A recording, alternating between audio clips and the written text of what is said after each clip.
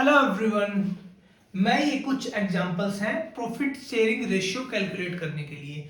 इसमें हम profit sharing ratio के साथ साथ हमें निकालना है सैक्रिफाइसिंग एंड गेनिंग रेशियो। अगर बनता है तो गेनिंग रेशियो। ठीक है साहब, हमारे पास चार एग्जांपल्स दिए हुए हैं, चार केस दिए हुए हैं। इन चार केसेस में सबसे पहले हमें ओल्ड रेशियो दिया हुआ है, जो कि हर सिनेरियो में सेम रहने वाला है।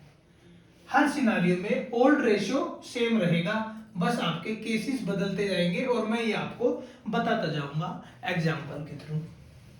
सबसे पहले देखते हैं एक्स वाई जेड। ये लोग तीन पार्टनर्स हैं। इन तीन पार्टनर्स के ये रेशियोज हैं 5/10। सबका टोटल कर लीजिए 5/10, 3/10 एंड 2/10। ठीक है, ये चीज तो आपको समझ में आ रही होगी, इसके लिए कुछ नया नहीं है।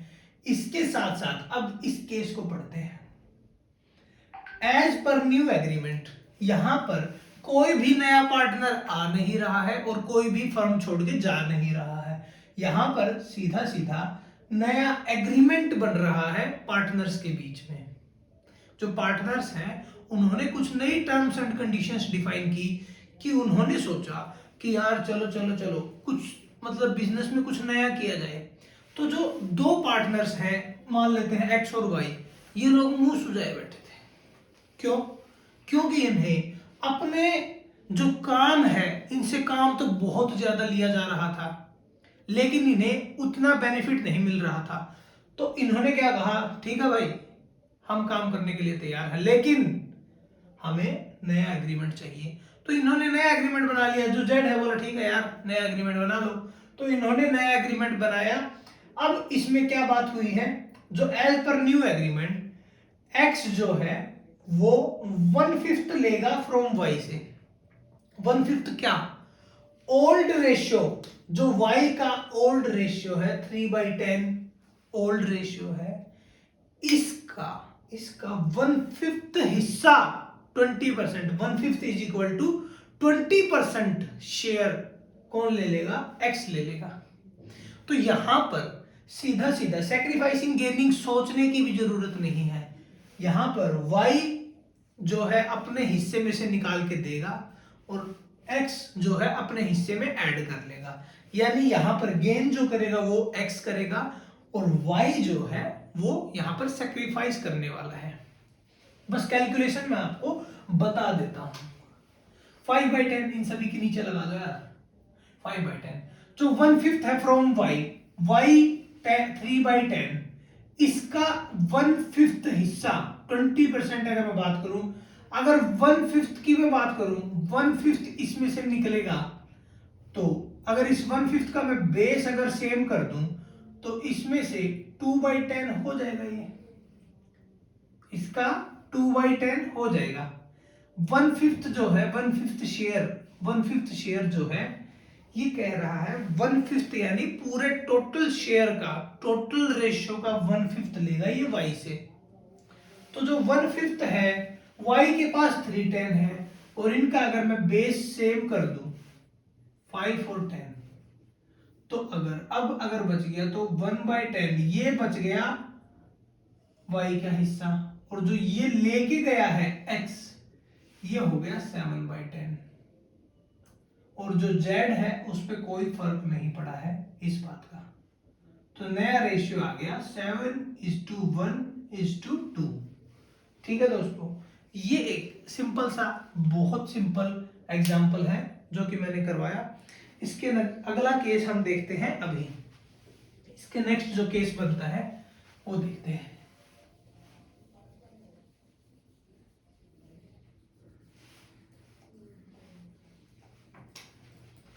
इसका जो नेक्स्ट केस बन रहा है वो है ये। अब इसको भूल जाओ, ये हो गया। As per new agreement x takes equally 1/5 from y and z। 1/5 firm का रेशियो है 1, इसका 1/5 की बात हो रही है यहां पर। तो टोटल लेगा 1/5 फर्म के रेशियो में से, लेकिन इक्वली लेगा, ये जो 1/5 ये लेगा ना, ये इक्वली लेगा x और y और z से। तो 1/5 का 50% अगर मैं करूं, अगर मैं 1/5 का 50% अगर करूं, तो उसको 1/2 से अगर मैं मल्टीप्लाई कर दूं तो भी वही चीज आएगी। और अगर उसको मैं 50% करूं, यहां पर मैं 50% करके बता देता हूं, 50% को सिंबल को हटाने के लिए नीचे 100, ठीक है, इसको 2 1/10, यहाँ पर 1/10, ठीक है दोस्तों। 1/10 लेगा ये किससे, y और z से। तो y के पास कितना बच जाएगा, उसके बाद में 2/10 बच जाएगा, अगर वो 1/10 दे देगा तो z के पास 1/10 बच जाएगा, इसके पास वही 7/10 आ जाएगा, ऐड हो जाएगा 5/10 में 1/10 करके ऐड हो जाएगा, और बाकी दोनों के पास बचेगा रिमेनिंग शेयर। ये वाला केस भी बहुत सिंपल था।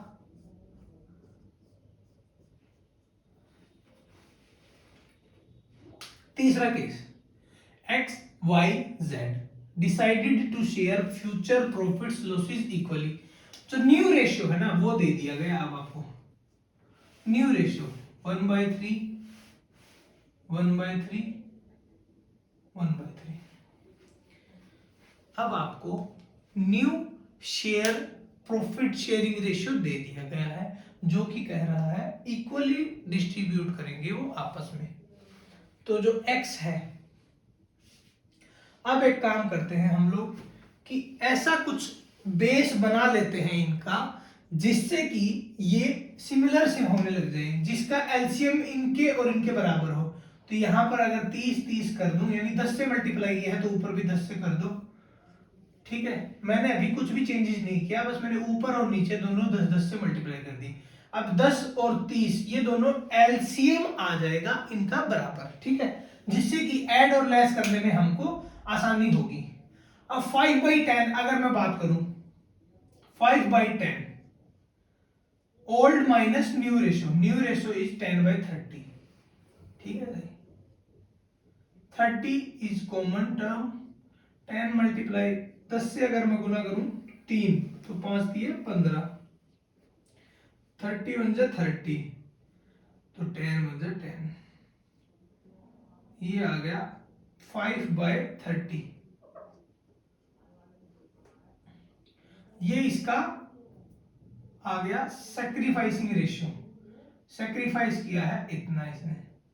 अभी बताता हूं कि नेगेटिव आता तब क्या होता।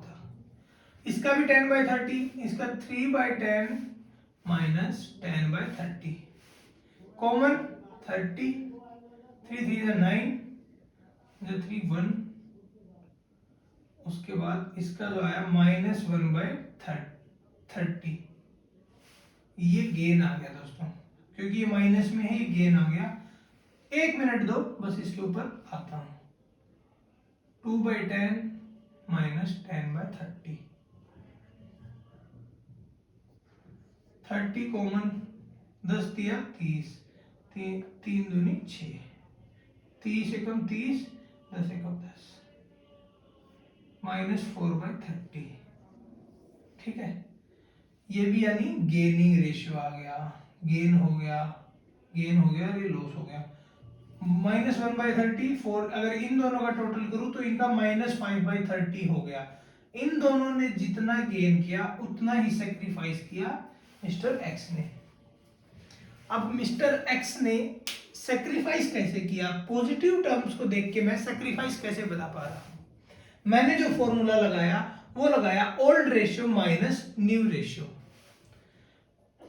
अब अगर मेरा जो रिजल्ट आ रहा है ओल्ड माइनस न्यू करके, वो अगर पॉजिटिव रिजल्ट आ रहा है, प्लस में अगर आ रहा है, तो यानी मेरे पास पहले जितना था, ओल्ड जितना था, उसमें से जो मैंने लेस किया न्यू, तो यानी जो लेस किया है वो कम अमाउंट है, इसीलिए तो मुझे प्लस का रिजल्ट मिल रहा है। पहले मेरे पास ज्यादा था और बाद में मेरे पास कम हो गया। अब मैं ज्यादा में से कम अगर घटाऊंगा तो जाहिर सी बात है मेरे पास प्लस में ही रिजल्ट मिलेगा। इसलिए यानी मेरा जो न्यू रेशियो मेरे को मिला है वो कम मिला है ओल्ड के कंपैरिजन में। तो मैंने सेक्रीफाइस किया है। सेक्रीफाइस कितना किया है? इतना किया है। अब वो सेक्रीफाइस जितना सेक्रीफाइस इसने किया वो किसी के लिए तो गेनिंग हुआ होगा, गेन हुआ होगा। वो इधर आ जाओ, इसके पास पहले था इतना, नया रेशियो इनको मिला है ज्यादा क्योंकि इनका नेगेटिव रिजल्ट आ रहा है। ओल्ड रेशियो से ज्यादा है न्यू रेशियो, इसलिए इनका नेगेटिव रिजल्ट आ रहा है, जो कि इनके लिए गेन है। वही 4/30 जेड के लिए गेन है। तो अगर मैं अगर न्यू रेशियो की यहां पर बात करूं, न्यू रेशियो तो मुझे इक्वली मिला ही हुआ है। सेक्रीफाइसिंग रेशियो की अगर मैं बात करूं तो वो ये आ गया है, इन दोनों ने गेन किया है, इसने सेक्रीफाइस किया है 5/30 से। आई होप आपको समझ में आया होगा। अब एक लास्ट एग्जांपल जो थोड़ा सा पेचीदा है। अगर पेचीदा है तभी तो हम करने वाले हैं, अगर पेचीदा ही ना होता तो हम क्या करते। सिंपल एग्जांपल तो बहुत कर लिए, अब बारी है कुछ बड़ा करने की। Let's do it guys. इसे काट देता हूं, काट दिया भाई। Z decided to take 1/5 from X and 1/6 from Y। 1/5 हिस्सा X जो है वो लेगा, Z जो है 1/5 हिस्सा लेगा X से और 1/6 हिस्सा लेगा Y से।